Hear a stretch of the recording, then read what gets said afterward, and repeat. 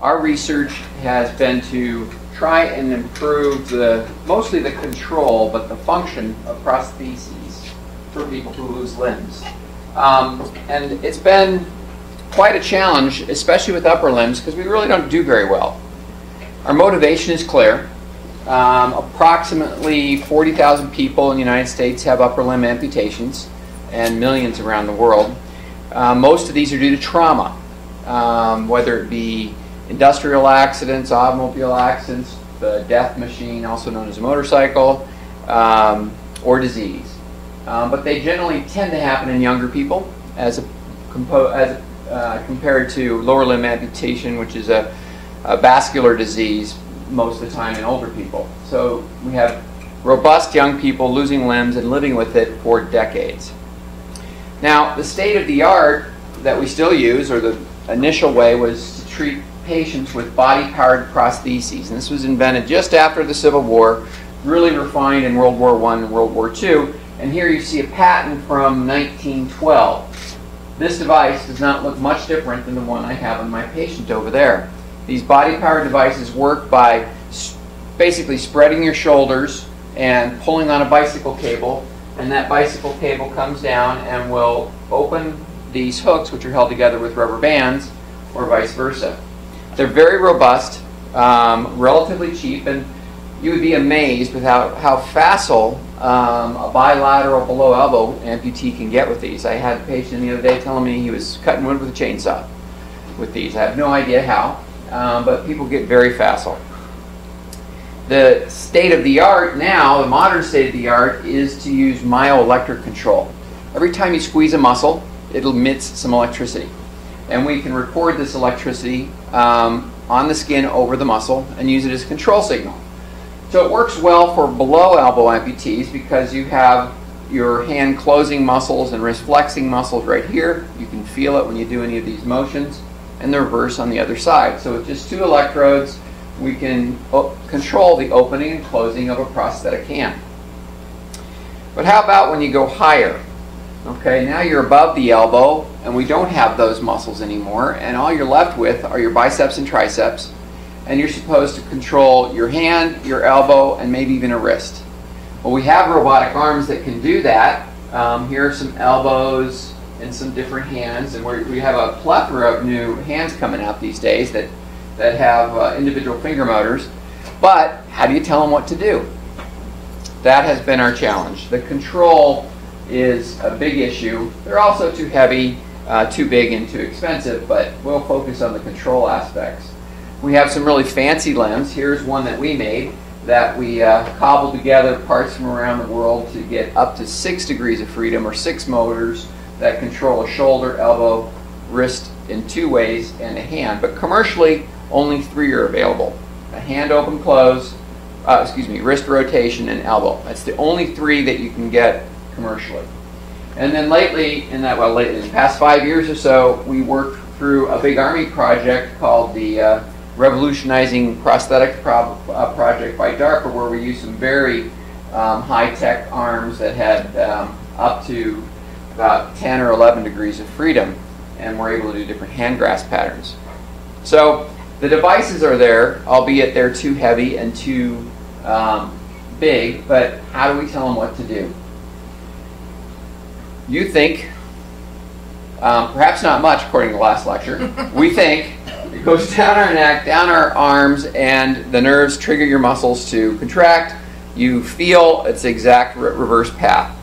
If I amputate your arm, you can still think about moving your arm, and the impulses will go down through these nerves that are still alive. I can tap on a World War II veteran's nerve and he'll feel his missing hand. So you might say, well, okay, how can we get control signals out of that?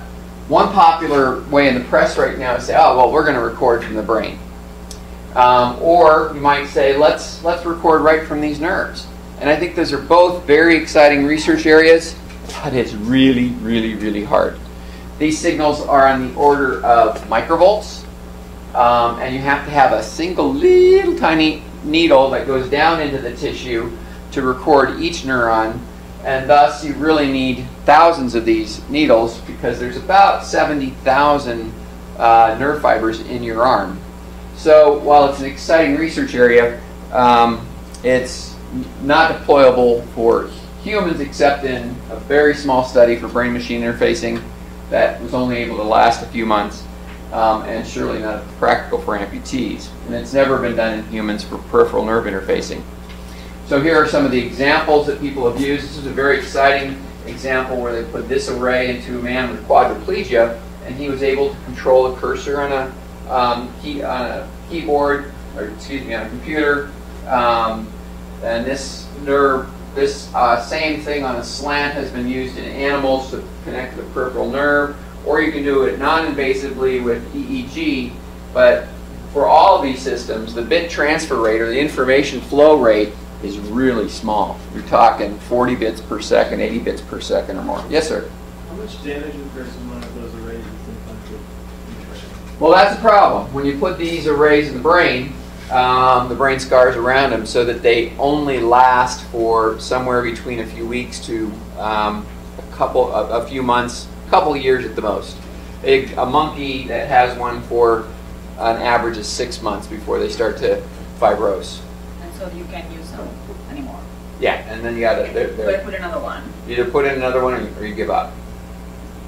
But is there also damage to the brain from the process? Yes, that area of the brain is damaged. It's a little tiny area. So for a quadriplegic where that area of the brain is to an extent no longer being used to control the limbs, it's a reasonable risk.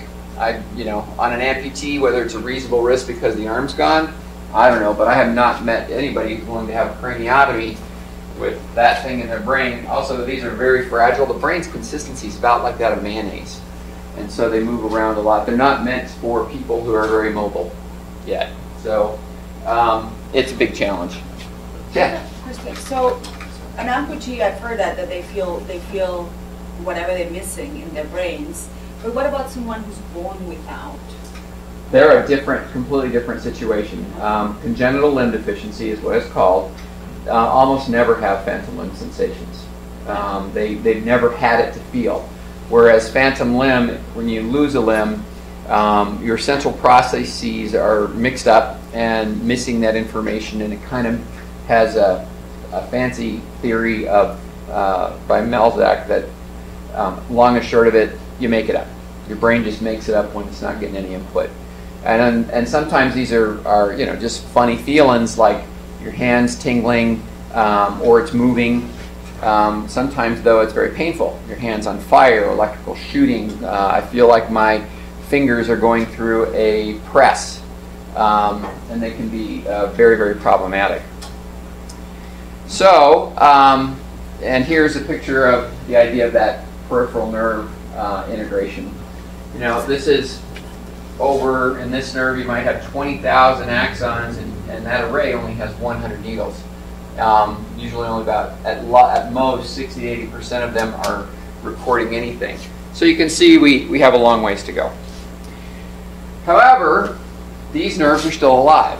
And so we came up with the idea of creating a biological amplifier. All right? I needed an amplifier that, would never run out of juice, could always give me a signal, was self-repairing, and easily accessible. And it turns out muscle will do that for me.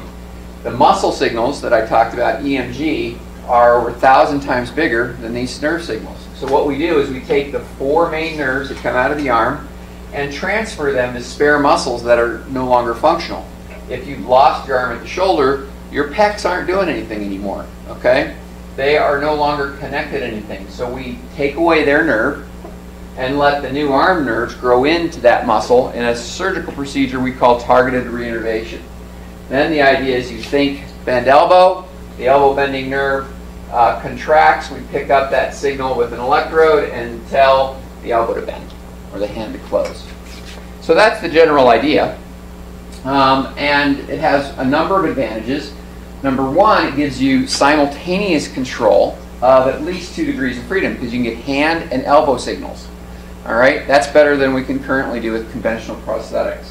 It also is more intuitive. You're using these nerves in a physiologically appropriate way. So you're thinking closed hand and your hand closed. You're not thinking like an above elbow amputee. Okay, I'm gonna contract my biceps to close my hand. I'm going to co-contract them so I get back into elbow mode. Now I'm going to do my triceps to extend, and then I'm going to have to co-contract twice to go past the wrist to the hand and open it up. I mean, that's how it works with conventional prostheses. Here, you have a hand open, close signal, elbow signals, and it works really intuitively. You can still use a cable from the shoulder to control something else. You do not have to have any implanted hardware that might break and require new surgery. There is a significant, you can use traditional, the existing myoelectric prosthetic technology. The disadvantage is you got to have a surgery. Fortunately, this is a peripheral surgery. You're not going into the chest cavity. You're not going in the belly. It's always been well, it's mostly a one-night in the hospital surgery. So I get a nice idea. How do you make it work? All right. Well, I'm also going to show you some pictures of who was responsible for that work. This is me, my thesis. They wouldn't let me operate on people. I was really disappointed. So I worked on rats. And the primary thesis was, if you take a nerve and you just sew it back onto itself, sometimes it reinnervates really well. A lot of times it doesn't.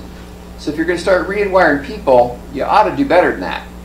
Well, my thesis was, or my hypothesis was that in this model, we're taking a very large nerve with many, many times the number of nerve fibers we need to reinnervate a little patch of muscle. So we should be expecting the muscle to reinnervate better just by the odds of a motor nerve finding a muscle fiber, and that proved true. As you increase the number of nerves you transfer onto a piece of muscle, you get much better recovery. I also did some work on motor unit formation and stuff that we really don't care about.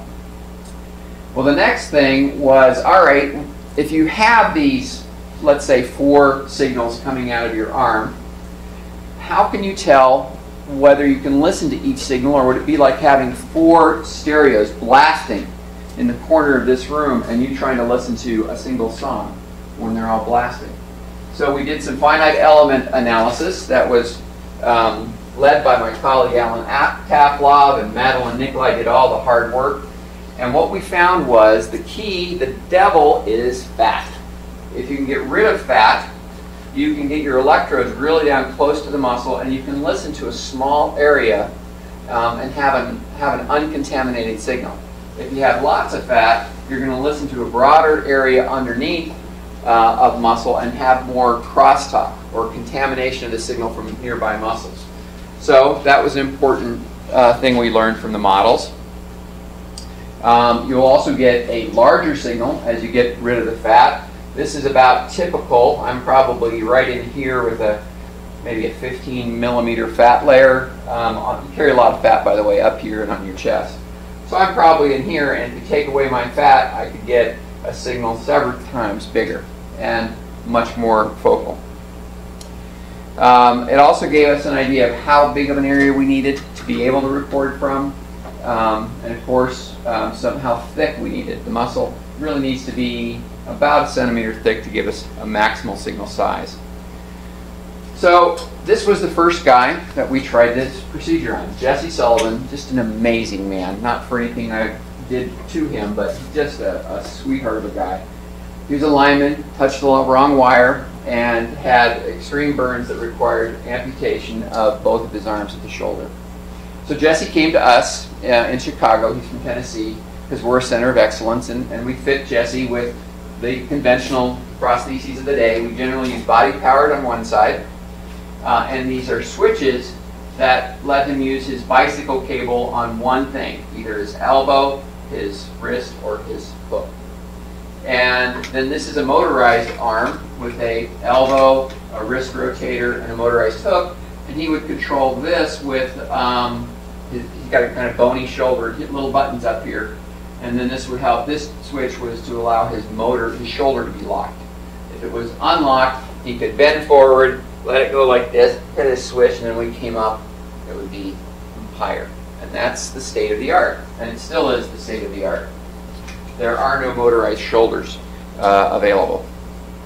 So anyhow, in Jesse's case, we took his pec divided it into 3 parts based on its neurovascular supply, took his pec minor and moved it off to the side. My colleague, again, they still won't let me do surgery, even though I am a doctor. So Greg Damania, a really talented plastic and hand surgeon, did it for us. And I covered up the gross slides for you.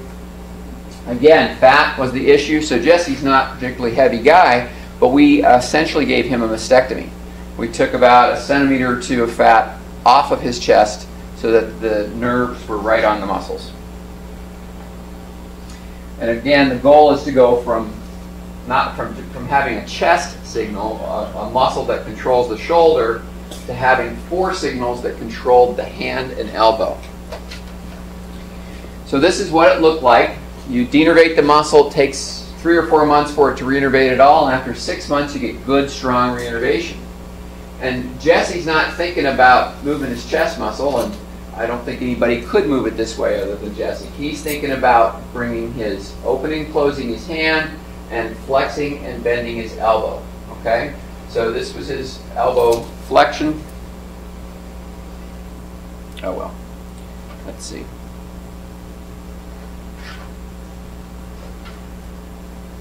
Yeah, there we go. So these are his hand close and hand close and hand open, and then his elbow up and his elbow down. And at first we couldn't even use this signal because he had this annoying interference from his heart. His EKG was much bigger than his muscle signal down here, and we couldn't use it until we figured a way later to filter out that signal. And of course it takes a talented team of prosthetists and therapists to design a device that'll work with those muscles squiggling around. Although the learning part was easier than his first device, because again, he just thought about opening and closing his hand. And so here's Jesse with just a trite little performance test called a block and box test before he had his surgery. He's moving these little blocks from one side to the other. Over here, just 2 months after making the new prosthesis, exact same device by the way, just controlled differently now, with his targeted reinnervation and only 3 of the 4 sites. You can see he's much faster and smoother. He's about 3 to 4 times faster in this particular test, and we were able to filter out the EKG and give him all 4 sites. He was like 6 times as fast in this simple little test. I have a question. Sure. I still don't understand how it worked. After the surgery, I understand, but before the surgery, how was he able to do all? Is it an automatic thing, or? No, he's using his shoulder to hit buttons to control the motors. So he's got 3. Oh, some kind of buttons underneath. He had 3 buttons inside his socket, so 3 or 4. So one would open his hook and one would close the hook. Okay. And sometimes you'd have to use one button to do 2 things. You hit it quick and it does rotation this way. You hit it slow, it does rotation the other way. So it's very, very complicated to be able to control a robotic arm in such a manner. So we have about 6 different performance tests. He did great on all of them. But of course, I think the patient's input's the most important. And probably the thing that summed it up best was Jesse saying, "Doc, now I don't have to think about it anymore. I just do it."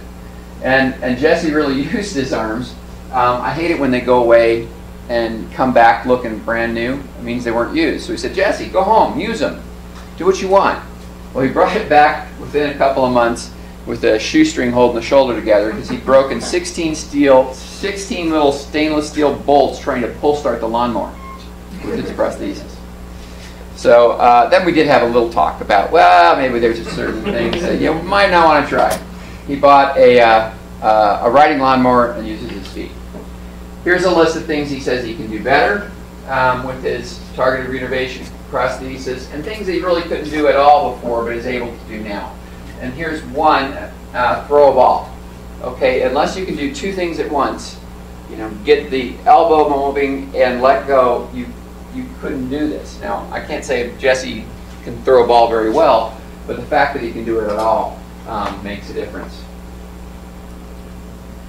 Then we had a bit of a surprise. After a number of months, when you touched Jesse here, he felt his missing thumb.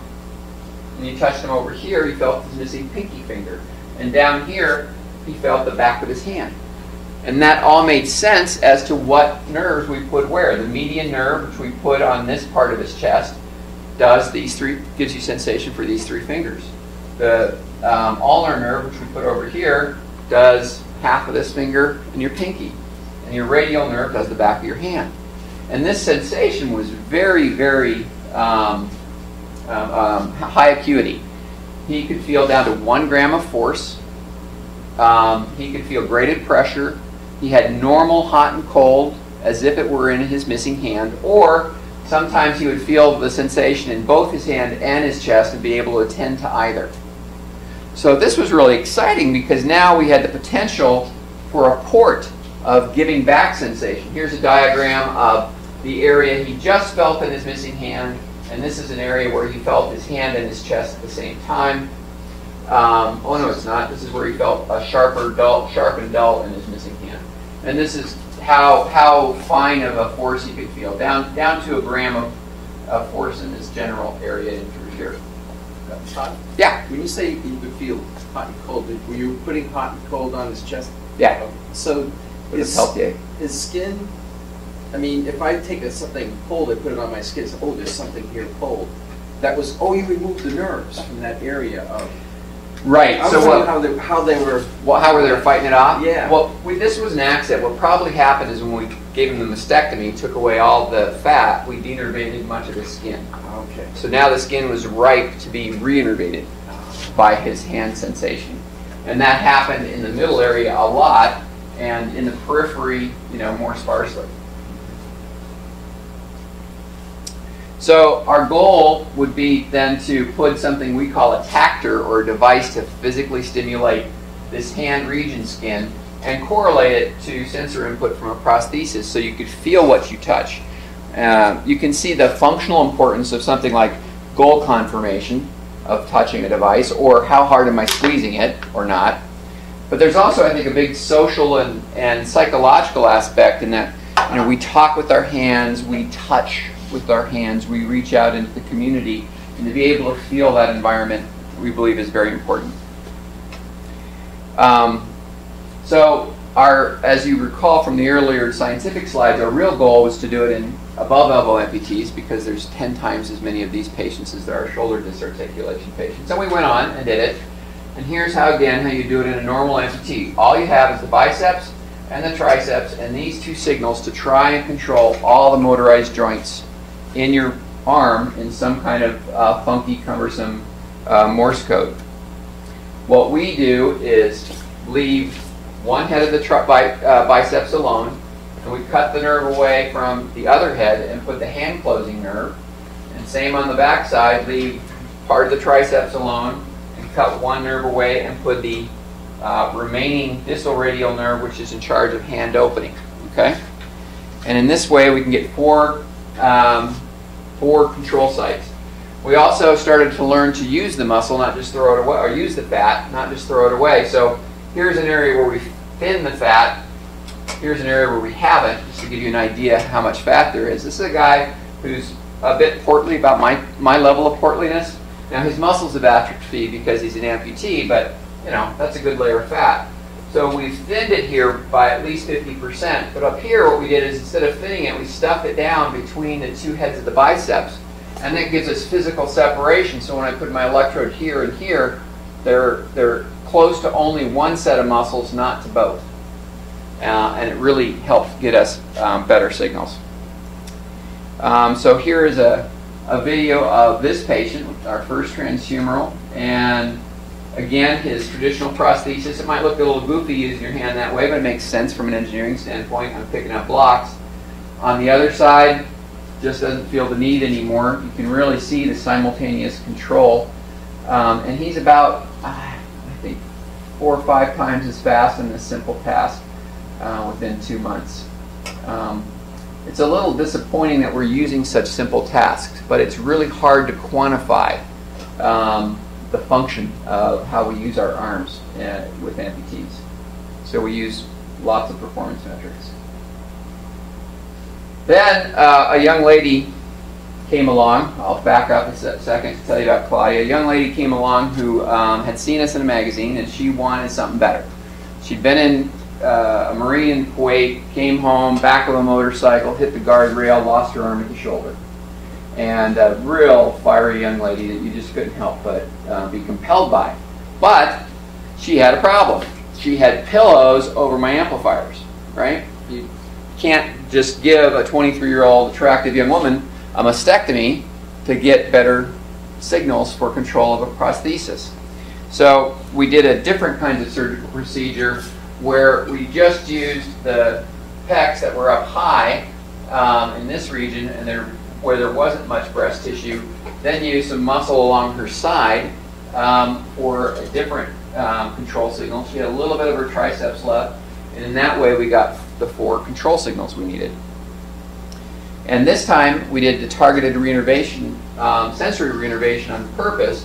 We cut a nerve that comes right out of the collarbone, and an area about the size of a softball went numb on her chest. And we cut another little nerve that we thought would innervate some tissue over here, but it didn't work. It was probably going to tissue in the arm that was lost. I have a question. Do you kind of do the same like electricians do? So they have a cable and they cut it and they have some, you know. So is this one nerve that you open and kind of take the circuits out, or it's 4 nerves? It's actually, that's a good question. Depending on where you are between your neck and your arm, there's actually what's called the brachial plexus, where you have 5 nerves coming out of your neck, and they go through a very determined interaction and passing back and forth. But at the end, you only have 4 nerves, and they're very discrete. So there are 4 long cables that go from here all the way down. Only 4? Only 4. Now those 4 branch off. Oh, okay. Okay, they branch off like branches in a tree, but up here they're the base of the tree. Okay. So anyhow, we denervated Claudia's skin to purposely do targeted sensory reinnervation, and this area was supposed to all be her ulnar nerve, her pinky nerve, and then her median nerve was supposed to be in this area that didn't work. But we got this bizarre map where there is some ulnar nerve way down here, pinky, but most of it has a lot of the median combined with the ulnar. And that surprised us because the ulnar had a straight path. I mean, we took that nerve and as you pointed out, we sewed it right next to the one we cut off. So it had a direct connection and it should have won the race. But what happened is the median nerve grew through her pectoralis major muscle, because you insert the nerve on the bottom side, so it goes through the muscle. It grew through her breast tissue and reinnervated her skin just as well as the ulnar nerve, and that's not supposed to happen. And we tried to publish it and say that, you know, this isn't supposed to happen. The journals wouldn't accept that because it can't happen. It's been said for 50 years that doesn't happen. So we had to take that line out, but we still got a very good article in PNAS about this. There were also some strange sensations here. This one is perhaps the most interesting, is that when you touched her at this spot, she felt like her ring finger was being pulled back, which is proprioception. And I don't understand what proprioceptor caused that. These little green spots are hard to see, but they're ulnar, very strong ulnar sensations of feeling like her hand's on the edge of a table, even though she also felt her first finger at the same time in some of them. And down here she had some odd sensations that felt like her skin was being stretched down between these 2 fingers. So this is fascinating, very confusing. I don't know what it means. Also, Claudia, whereas Jesse, when you touched his skin, he said it felt like normal hand pressure, like he had a glove on. Claudia had a dysesthesia, is what we call it, but a tingling sensation. So when you touched her here, she would feel a light tingle. You pressed harder, it would be a stronger tingle in her missing hand. And this is common with reinnervation. For some reason, again, not understood, the disorganized reinnervating nerve fibers end up giving a tingling sensation like when your foot falls asleep. Did that change with time, Todd? Not so far. I would hope that if we were able to put a bunch of tactors on here that related to parts of a prosthetic hand, that you might have some remodeling so that, okay, I'm putting her thumb tactor here, her first finger here, and seeing that continual stimulation to location that it would remodel. But we haven't got good enough devices yet. So this is basically where we were. We Claudia is showing you how she uses her arm. She has the elbow and hand controlled with the muscles. She controls that wrist rotation by hitting a little button in the front and back of her socket. We've now done the procedure on over 50 people around the world. I included some of our wounded warriors at Brooke Army and Walter Reed. We've had one unsuccessful case, and it turns out when we were in the operating room, his nerves, especially his radial nerve, was withered away. So he had an injury up higher in his neck when his arm was ripped off that gave him a brachial plexopathy or nerve injury up high that we weren't aware of. So we've been more careful about testing for that. We've had and in Jesse, in fact, that ulnar nerve, we know we didn't kill the nerve because he got the sensation on his chest, but we didn't get the motor signal out of it, and we likely killed the muscle when we moved it from under his pec out to the side. We've had two patients where their nerves to the triceps came in very slow. But overall, we have about a 94% success rate of doing a nerve transfer and getting a usable EMG signal, which is really a phenomenal number. Oh, and here's more of those same outcomes. And I've talked about these. Glenn's a hoot. Glenn is a guy who's a master sergeant in Afghanistan, and an IED hit his Humvee and blew his arm off just above the elbow. And here he's showing how he uses his hand.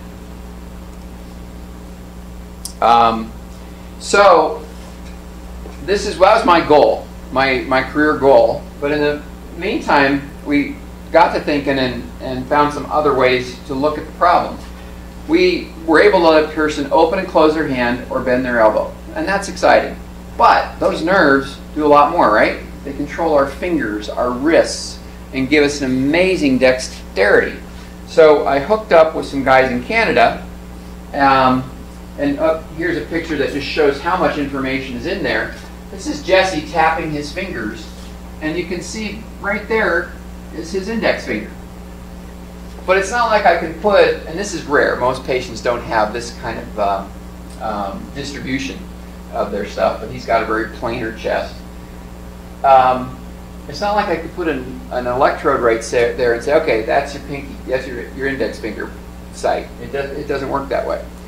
So we collaborated with some guys in Canada and did a series of experiments where we just saturated our patients with about 100 electrodes. And we had them do 20-odd different motions. And here's just 3 of them. When Jesse holds his thumb up like this, you see this pattern. When he brings his thumb in, this pattern. And when he pronates his wrist, this pattern. These are all 3 distinct patterns, but it's not like, again, I can't put an electrode here and call it a thumb electrode. But what you can do is take this information and put it through a signal processing algorithm and get control of the arm, much like you would voice recognition. So we use a simple linear discriminant analysis decoder. We take for those mathy types in here, we take the EMG signal, which is a very rich signal of find 4 or 5 features that mostly relate to amplitude and frequency, plug them into the LDA to distribute them into multi-dimensional space, and then the long and the short of it is you're breaking up the signal to what it's most likely he's doing, and now Jesse can control his wrist rotation, wrist flexion extension, and his elbow just by thinking about it. Okay? And we don't need 100 electrodes. We did an analysis, we only need about 8 electrode pairs on Jesse, and here we have him plugged into his shirt. This is our VR tool, which we use a lot. So we have that avatar, and it's wonderful because it doesn't break down all the time like our real arms do, and it's not as heavy, so people can practice without having all the weight of this arm system, which is, 8 pounds. So here's Jesse using now one of those DARPA arms, the first one we got. This came from Johns Hopkins, and he has a motorized hand that has 2 different grips, a wrist that does 2 degrees of freedom, an elbow, and then a shoulder that does 2 degrees of freedom, up, down, and humeral rotation. So he controls the up, down, the little button up here. The humeral rotation he controls with his own shoulder muscles. And then the elbow, wrist, and hand are all controlled with the targeted muscle reinnervation. And you can see he makes it look easy. It's not easy. It takes some getting used to with that many degrees of freedom, because although the computer learns his pattern for each function, so it records when Jesse tries to close his hand a few times, and then it records when he's trying to bend his wrist. We go through this routine of training the algorithm, but then the patient has to remember how they close their hand and close it the same way every time. But we're getting better, and it's getting more robust. So here's Jesse with the next arm. This is the DARPA DECA arm. And now this one has a hand that has a thumb, a finger, first finger control, and these three are slaved together so Jesse can do different hand grasp patterns. Now, I can't control each individual finger, but what we do is kind of game it a bit. We have Jesse open his hand. If he keeps it open, then the next hand grasp pattern he goes into, he'll stay in, no matter what else he does. That makes it easy for him to operate in that hand grasp pattern. And there's 6 fundamental hand grasp patterns. Jesse can easily operate at least 4. And he likes the fine pinch, the three-jaw chuck, the power grasp. One of his favorites is the tool grip, because it's very expressive. And then, of course, you see him operating the other degrees of freedom there on this arm. I have a question. Sure. Was he left-handed when he he was right-handed. And why did you do it on his left arm then? Humility. The body power would still, we expect it to still be his primary arm, than his, and he liked it more than his commercialized motorized arm. And we only did it on one, even though we operated on both sides, we only did the surgery on one side because it was our first time. You know, we were being a little conservative. So we are just now doing surgery on a man who lost his arm at the shoulder and his above the elbow on the other side, and doing a lot of reconstructive surgery on him where we are doing both sides. And finally, this is Amanda. She's an above elbow patient, and she's very good with this device. But again, this device is really heavy. It breaks down a lot. It really irritated us. We collaborated with this company for 2 years. They finally get the thing built, and they would only let us have it for 2 weeks for 3 patients. And then they took it away and wouldn't let us have it again because they wanted to do the engineering testing on the arm and not let us practice and try and improve the control we've had. So that was a frustrating aspect of this particular collaboration. Now, one thing on Amanda, she's controlling the humeral rotation in this picture with a little button on her side, but all the elbow, wrist, and hand was with her targeted reinnervation. I guess this is last. This will be Claudia. Now look how huge this arm is on her. This is like a 12-pound arm when you add the shoulder in. And we're making her do some reaching tasks up on the right, and down here she's stirring a cup of coffee, which doesn't sound like much, but you just can't do with a normal prosthesis unless you somehow get your sequence, get your spoon in there, and go like this to stir your coffee. Use a lot of body English. Look close. That's Claudia the first time she felt through her finger.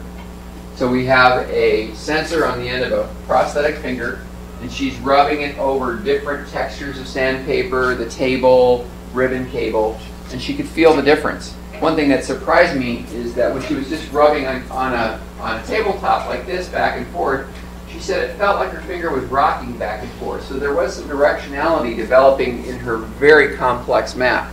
That was exciting. But here's our challenge. This is Jesse, and he has a tactor pushing into his skin right there, and it pushes as hard as he squeezes on this foam ball. But look at my challenge. I've got a real estate issue. I've got all these electrodes, and I'm supposed to find places to put a bunch of these little actuators. And of course now I've got a bunch of motor noise right next to my antennas. So it's technically been a very hard problem for us, and we have not had as much advance in this as I would like. One of the things we're excited about is there's 2 projects to build little tiny capsules that you can insert into the muscles that will telemeter out the EMG signal. and that might give us higher fidelity. It will definitely make the signals very stable from day to day, and then it would free up this area for doing the sensory feedback. But we've gone a lot farther than what you see. I don't have the pictures of them right now, but we've gotten rid of a zillion wires and embedded them into the sockets.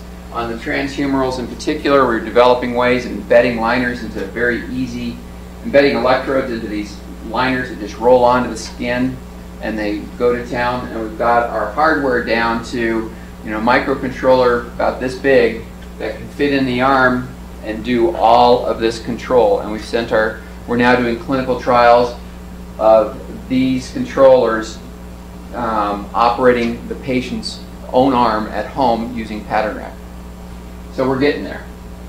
Let me just show you a couple of other a couple of other projects that we're doing.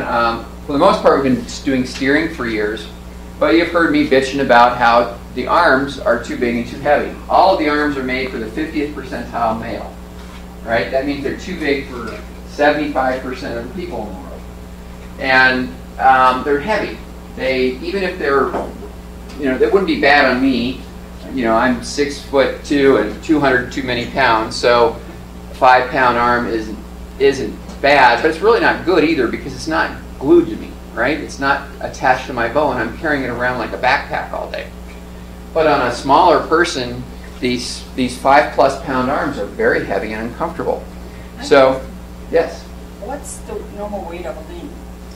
Yours is probably in the 3.5 range. Mine's probably 6. So those are heavier than a normal limb. They're all heavier than a normal limb, and they're not glued on. So even if they were the same, they're just uncomfortable. They're too heavy. So we are building an arm led by John Sensinger that has got what we consider to be a clinically relevant arm. The DARPA program literally had an objective, an 80-pound torque at the elbow, because that's what you need to open a tank lid. None of my patients have complained they couldn't open tank lids. All right? They don't complain about the arm being too slow. They complain about it being too heavy, too big, and not doing enough. So we are going to make one starting on the 25th percentile female. And I don't know if anybody in the room is that small, but 25th percentile female, which is also the 50th percentile 12-year-old child. And you can make it bigger from there, right? You can always make it a little longer. You can put foam pad around it to make anybody you want. It'll have the same speed and torque as the commercially available arms, but it'll be smaller and it'll be 30% lighter. Plus, we're adding in what I think is the most important next thing is not just wrist rotation, but wrist flexion extension. And then a hand that will do multiple grasps in an anthropomorphic way. The wrist is no longer going to be round like a robot. It's going to be oval shaped, as are your wrists. So we're very excited about progress. We're going to have our first functional prototypes this summer, and hopefully the beta prototype next year. And here's just a kind of a graphic picture of how the difference in size is. John's inventing some just fantastic stuff. This little motor has 4 times the torque capability of a similar motor used in a prosthetic arm, and it weighs 12 grams. And this is the hand. The hand's going to have a 4-bar linkage. It's only going to do a couple of grips because all 4 of these fingers are linked together, but it will still have a wraparound grasp, which is really aesthetic and very functional. And it will also enable us to make a body-powered version of a decent hand for the first time. And then finally, it really hasn't been relevant to do all this stuff in legs because we've never had motorized legs. Our prosthetic legs, gentlemen, I could put a stick on any of you if you had an amputation in this room and you'd walk. And that's what people used until about World War I, a stick. Maybe with some leather, but it was nothing more than a stick. Now we do better in that we have some really good materials, carbon fiber that will store some energy, different polymers to make the sockets more comfortable. We've even gone so far as to have computerized knees that they don't add power, but they give you control of the friction or the impedance in a much more intelligent way. But they're all passive devices. But we finally got to the point where motors are reasonable to put in the leg. And the first motorized leg came out maybe 3 or 4 years ago, and it was pathetic. For starters, they charged $115,000 for a pretty bad prototype. And this is how it was controlled. Robots are really good at doing, regular cyclical things. And so the robot would walk fine across the floor, but then you came up to the stairs and you had to tell it how to go up the stairs. So the way you told it to go into stair mode was to go like this. And you go up the stairs, and you get to the landing, and you had to stop and go like this as the control signal to go into walking mode, to turn around the landing, and go like this to walk up the rest of the stairs. And at the top again, go like this to change it back into walking mode. Guess what? It failed miserably. How about that? It failed miserably, not just because of the bad control, but because it was too heavy and noisy. But we're getting better. And this is a much bigger patient population. There are 50,000 new amputees a year with lower limb amputations, 90% due to vascular disease. These are all the devices I was telling you. You can see some really neat carbon fiber and all kinds of needs, but these are all passive devices. It's amazing what the human can do. The world record for running on prosthetic legs is less than a second off the able-bodied record. And in the last Olympics, there was a big issue that they were going to not allow a guy named Oscar Pistorius to compete because he would have had a mechanical advantage. He was eventually able to compete. He did not win. But someday, to be honest, we could, with prosthetics, probably beat people, especially if we were allowed to put just a little tiny motor that oscillated the right frequency. I have no doubt that a very coordinated man and a little tiny motor could break the world records. So anyhow, we've moved on to powered devices, and you really need them for being an active person. Something like the stairs is obvious, going up a hill, climbing, but probably the biggest need is getting off the toilet. It is really hard for elderly folks who are marginal already. You've had an above-knee amputation. How do you get up off the toilet? And if you can't get up off the toilet or take 2 or 3 stairs to get out of your house, you got to go to a nursing home. So I'm excited about powered legs for my elderly population just as much as I am for our younger, robust people. So here is a first generation of our collaboration. We're working with Hugh Hare at MIT, and this is a motorized ankle. First one out on the market, and this is Michael Coulthard's knee from Vanderbilt, still in a prototype stage. And now we have motors, and both these devices have really good intrinsic controllers. They're based on impedance or the friction that you feel, and they walk really pretty nice. They do well on flat surfaces. They can even accommodate mild grades. But how do you tell these devices what do you want to do when you want to go upstairs? And that's where we believe the EMG can add. It will be able to help tell your leg what you want to do, especially during transitions. And also there are sometimes, this is a TMR patient that we did, and sometimes just EMG control would be good enough. Never good enough while you're standing or weight bearing, because the EMG is just not robust enough. In some ways, legs are harder than arms, because if Jesse drops something, it's no big deal. You used to drop it more. But if you fall once every 1,000 steps because of your prosthetic leg, it's a no-go. It's an inherently unsafe device. So this is a guy we did targeted reinnervation on because he had a big fat, painful neuroma in his leg, in his amputation above the knee. And we put his nerve onto a little piece of his hamstrings. And here you can see him, and he can control his ankle really well, his knee. He can do plantar flexion, dorsiflexion, and even tibial rotation, which is good. Because all we really need to do is control up and down right now. So we were really excited about this. But then we did the exact same thing with a normal amputee, and we found that they were just as good, almost as good. We were able to collect ankle data, or at least get ankle control out of these thighs, and it really surprised us.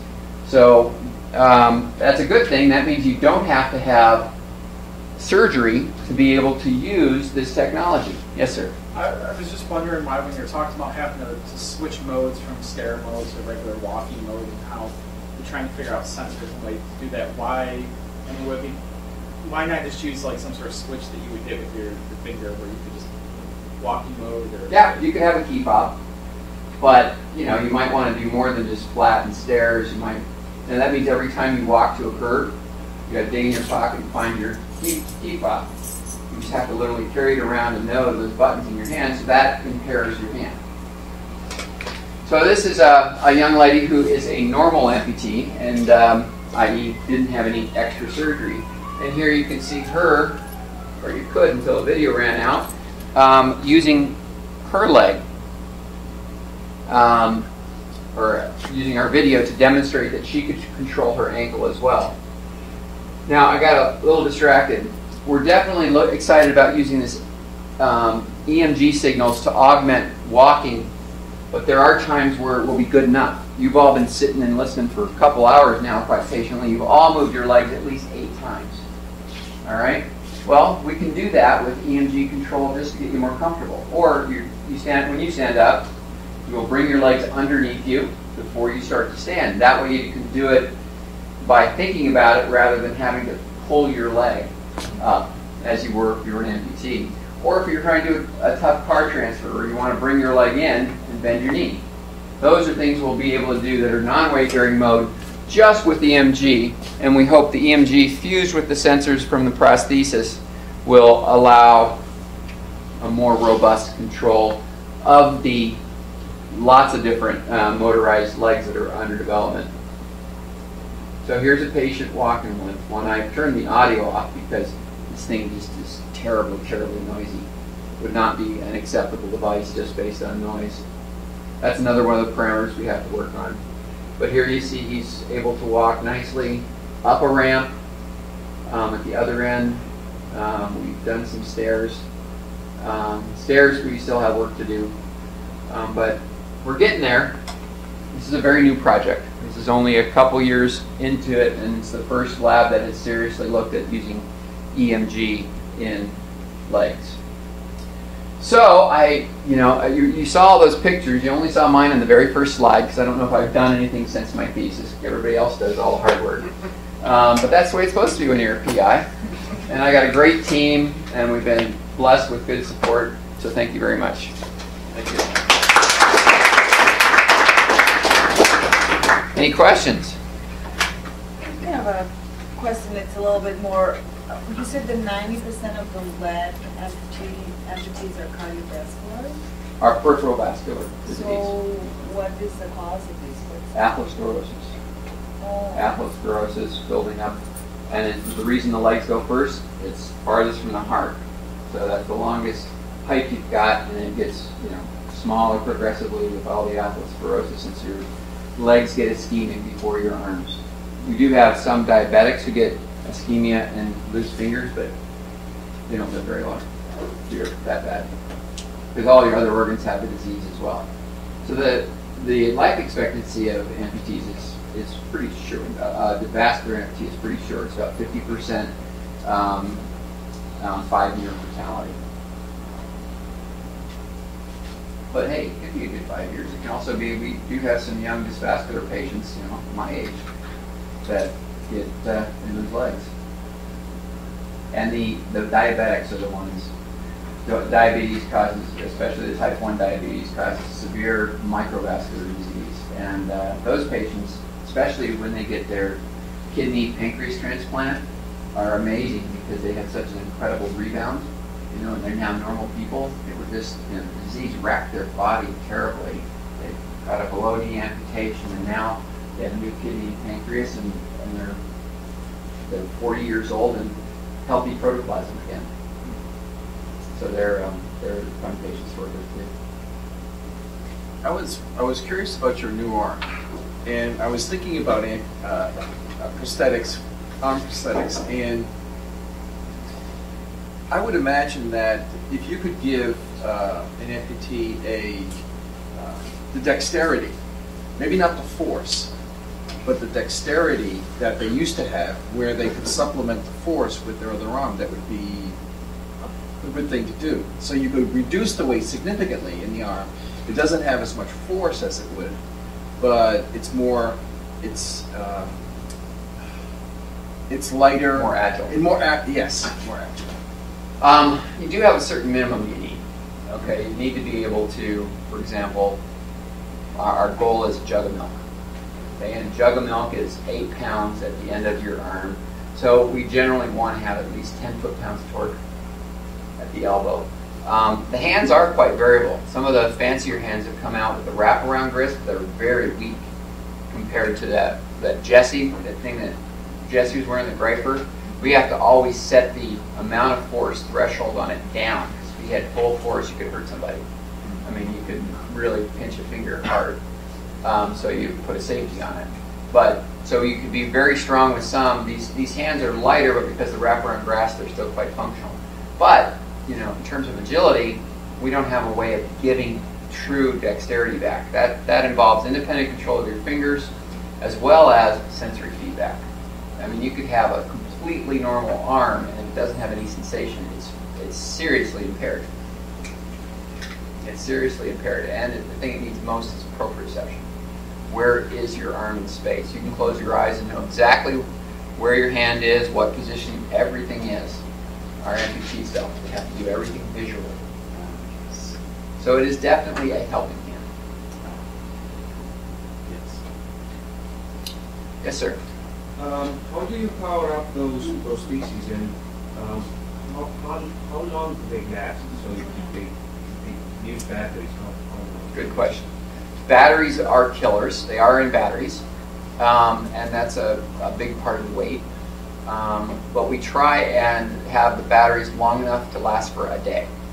Now, if we believe, as we believe when we do this pattern recognition, they have better control and more things to do with it, we're going to be in trouble, because they probably only used their artificial arm for a couple hundred movements during a day, whereas you do a couple thousand normally. So as we improve their ability to use the arm, the demand on the battery gets higher. Fortunately, battery density has really improved over the decades. We're past the old lead-acid batteries, and the lithium polymer ion are about twice the energy density. And so it seems about every 7 years battery density has increased. So we need one more, we really could use one more doubling with the new technology, because these legs are really heavy too. The legs have to put out a lot of power, and about half the weight of the leg is the battery power. Yeah? How long does it take for one amputee in the morning to put his barbell? Well, it depends on how you fit it. And that was one of our big problems with the TMR to begin with, is that most amputees, to be able to wear a traditional socket, which is a plastic fiberglass impression of the residual limb, they had to have a little valve right here that they would take off, and then you put a cloth around your arm, and you literally pull and took the other end of the cloth and fed it down through the hole, and you had to pull your soft tissues in, because you basically got a bag of Jell-O around a stick. So you had to pull all the Jell-O in, and it could be a pain. It could take 5 minutes to put on your arm. So one of our big projects, and it doesn't show here very well, but Amanda is now wearing a liner that has the electrodes bedded in, because it had to be a tight fit if the electrodes are in this hard socket. But now by embedding the electrodes in a liner and keeping that interface tight, we can have a looser fit, and it goes on much quicker. And any movement between the prosthesis and happens between the prosthesis and the liner, so that the electrodes stay in the right place instead of between the prosthesis and the patient. So we're really excited about this liner technology. All right, well, you know what? It's lunchtime. Thank you very much for having listened to me this morning.